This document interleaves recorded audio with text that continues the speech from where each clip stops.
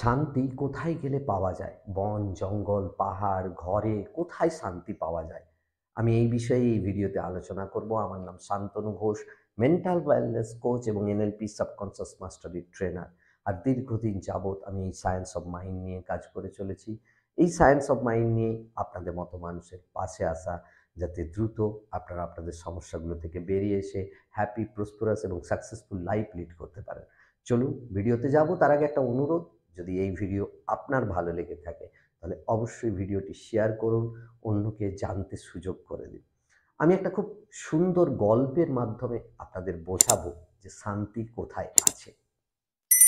দেখুন, একজন ভদ্রলোক ছিলেন আর তার জীবনে সব কিছু ছিল। তিনি খুব ধনী ব্যক্তি। তার জীবনে টাকা পয়সা, গাড়ি বাড়ি, ভালো সম্পর্ক, কোনো কিছুরই তার অভাব ছিল না। তিনি যা চাইতেন সেটাই তিনি কিনতে পারতেন। এরকম তার পরিস্থিতি। তিনি বিভিন্ন জায়গায় বছরে ২-৩ বার বেড়াতেও যেতেন। সবকিছু তার জীবনে চলতে থাকে। কিন্তু তিনি হঠাৎ করে অনুভব করেন যে তার জীবন থেকে যেন শান্তি কোথাও হারিয়ে গেছে। তিনি তার বন্ধুদের সাথে পরামর্শ করেন, বিভিন্ন লোকজনের সাথে পরামর্শ করেন যে আমার জীবন থেকে শান্তি হারিয়ে গেছে, তো শান্তি কোথায় পাবো? বন্ধু-বান্ধবরা বা অন্যান্য মানুষজন তাকে বিভিন্নভাবে পরামর্শ দিয়েছেন, এটা করো, ওটা করো। যে যা বলেছেন তিনি তা করেওছেন। করার পরেও তিনি আর শান্তি খুঁজে পাননি। তো একদিন একজন বয়স্ক ভদ্রলোকের সাথে তার দেখা। তিনি সেই বয়স্ক ভদ্রলোককে বলেন, আমার জীবন থেকে শান্তি হারিয়ে গেছে। তো আমি কি করলে শান্তি পাবো? আপনি তো জ্ঞানী গুণী মানুষ, আমাকে একটু পরামর্শ দিন। তো সেই ব্যক্তি তাকে বলেন যে, এক কাজ করো, তুমি অস্ট্রেলিয়াতে চলে যাও। একটা নির্জন জায়গা আছে, সেই জায়গাতে গিয়ে তুমি একা কিছুদিন কাটিয়ে আসো, তাহলে তুমি সেখানে শান্তি খুঁজে পেতে পারো। তো যথাজ্ঞা সেই ব্যক্তি ফ্লাইটের টিকিট নেন এবং অস্ট্রেলিয়া যাত্রা করেন।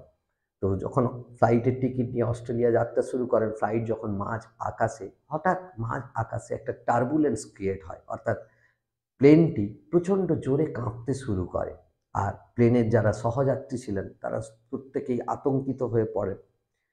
যেহেতু প্লেন মাঝ আকাশে আছে এবং এরকম একটা টার্বুলেন্স, ভয় পেয়ে যান, চিৎকার চেঁচামেচি শুরু করেন।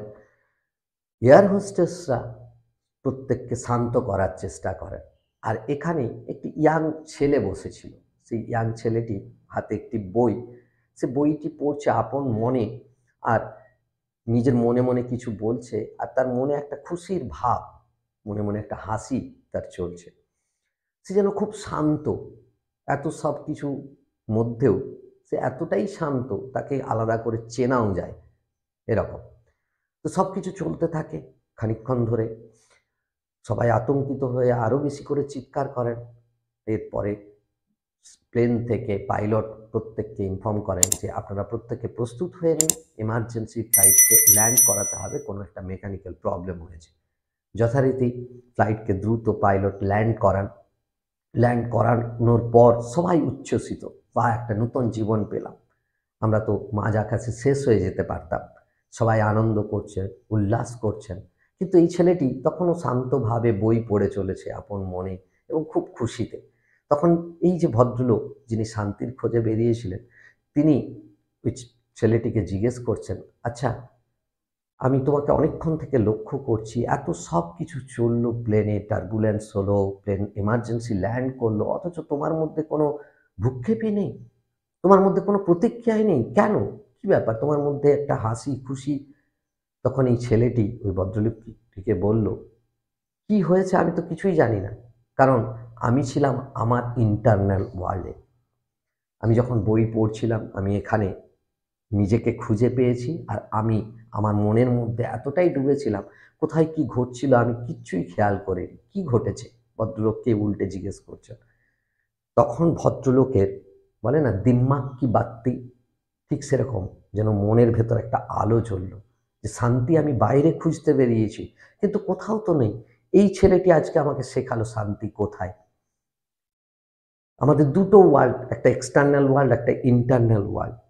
তো আমরা এক্সটার্নাল ওয়ার্ল্ডের সাথে যত বেশি যোগাযোগ করি, যত নেগেটিভিটিগুলোর সাথে যোগাযোগ করি, আমাদের মনের শান্তি অটোমেটিক হারিয়ে যায়।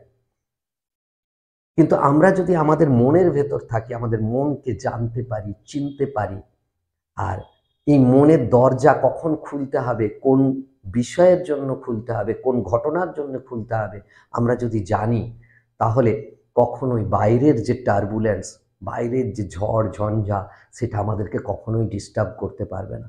তাই আমি বারবার বলি, মনের যদি শান্তি পেতে চান, জীবনে যদি সুখ শান্তি পেতে চান, সফল হতে চান, তাহলে নিউরো লিঙ্গুইস্টিক প্রোগ্রামিং প্রত্যেকের শেখা উচিত।